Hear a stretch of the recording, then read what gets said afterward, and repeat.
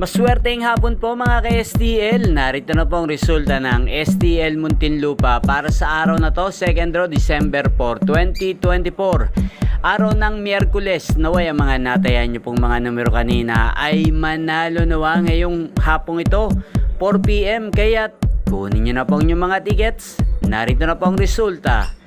Ang mga numerong nanalo sa STL Muntinlupa ngayong hapong ito, December 4, 2024, 4 PM, second draw result, 4 at 21 in exact order. Sa lahat po ng tumaya kanina sa STL Muntinlupa para sa second draw ng 4 at 21, congrats po sa inyo. Panalo po kayo again, 4 at 21 in exact order. At shoutout po natin ngayong hapong ito sa STL Muntinlupa, si Ate Annalyn.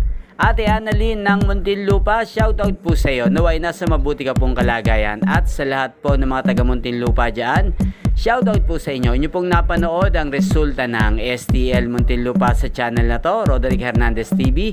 Magkita-kita pong muli tayo mamayang alas 9 ng gabi dito po sa channel na to. Thank you for watching.